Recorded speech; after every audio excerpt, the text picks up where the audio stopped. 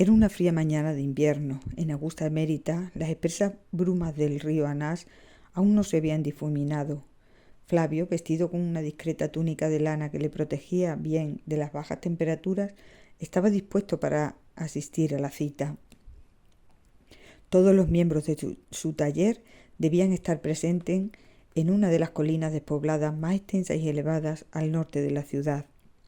Intuían que aquel encuentro se había organizado para llevar a cabo algún tipo de encargo relacionado con su trabajo, aunque el procedimiento empleado no fuera el más habitual.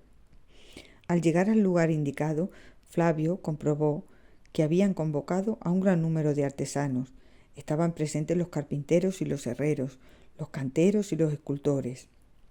A juzgar por todo aquello, Flavio supuso que la misión debía ser de gran envergadura. Él conocía al encargado de la obra, se llamaba Publio y normalmente buscaba a los hombres que trabajaban en edificios públicos. Aquello era una buena señal, porque los clientes de carácter oficial infundían cierta seguridad, sobre todo a la hora de cobrar los salarios estipulados. En la cima del montículo había reservado un espacio perfectamente delimitado y muy pronto supieron el motivo de la distinción. Los rayos del sol habían roto la niebla, ya se distinguía con nitidez a cuantos estaban allí reunidos, y efectivamente, en lo más alto, donde todos pudieran verlo, el propio cónsul Marco Agripa, hijo de Lucio, intentaba atraer con sus palabras la atención de los participantes. Con su gesto parecía arengar a las tropas. Les comunicó a los presentes su intención de levantar un gran teatro en Augusta Emérita, la ciudad recientemente fundada dentro del sólido y extenso imperio romano. Flavio estaba en lo cierto, una obra colosal se iba a construir, aunque él personalmente no estaba muy de acuerdo.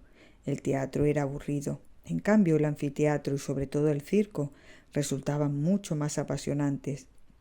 Flavio ridiculizaba en voz baja al gran cónsul y se admiraba pensando en un edificio con cabida para 6.000 personas. El discurso de Marco Agripa fue muy breve, solo pretendía marcar el inicio de su gran creación. Seguidamente el encargado de la obra tomó la palabra y comenzó a ensalzar el talento del cónsul y la excelente imaginación que había mostrado el promotor de aquel edificio tan magnífico. Todos recordarían su nombre por ser el autor de aquella proeza. Flavio pensaba en el arquitecto, quien tendría que jugar con muchos números para cuadrar las ideas del cónsul. El sueldo de los arquitectos no iba a ser superior al que obtendría el encargado, y solo un poco mayor que el suyo y el resto de los obreros. Flavio conocía a uno de los arquitectos, era liberto como él, y habían trabajado juntos en varias ocasiones.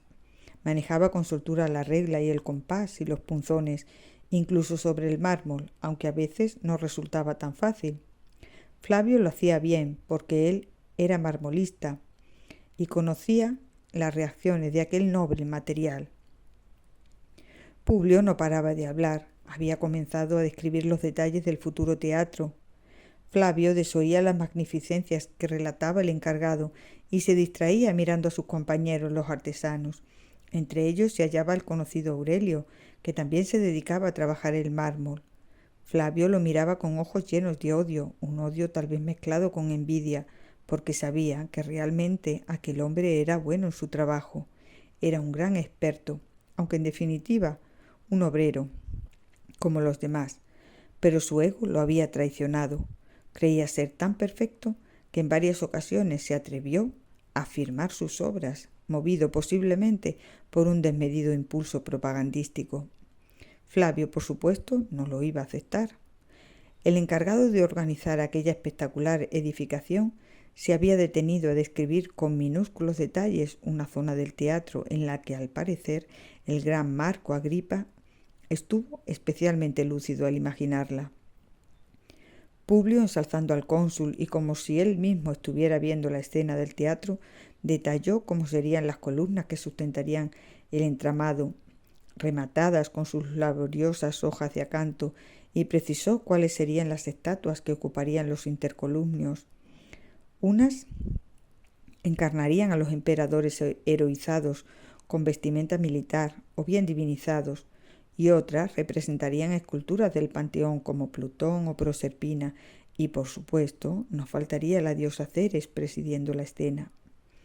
Realmente, si se mantenía la calidad de los materiales previstos, la estructura prácticamente perfecta y la decoración exquisita que acompañaría al conjunto, se hallaban sin duda ante la proyección de un bellísimo edificio que sería admirado por muchas generaciones.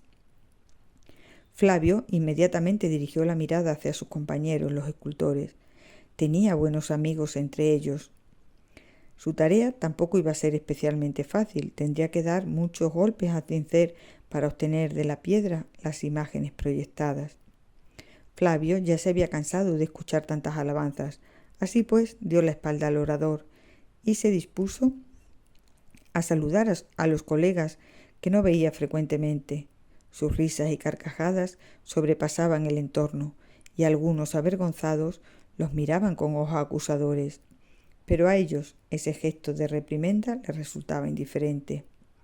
Fue un discurso largo, colmado de loas y reseñas, pero las palabras tocaron el fin.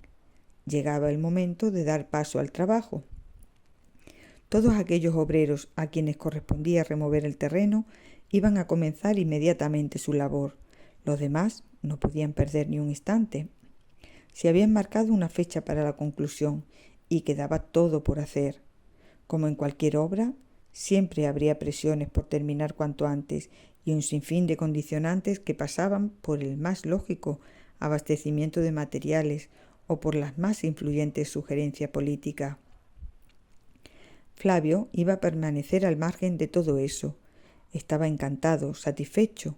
Para él, aquellos grandes elogios sencillamente significaban algo tan importante como el hecho de tener asegurado el trabajo durante una larga temporada.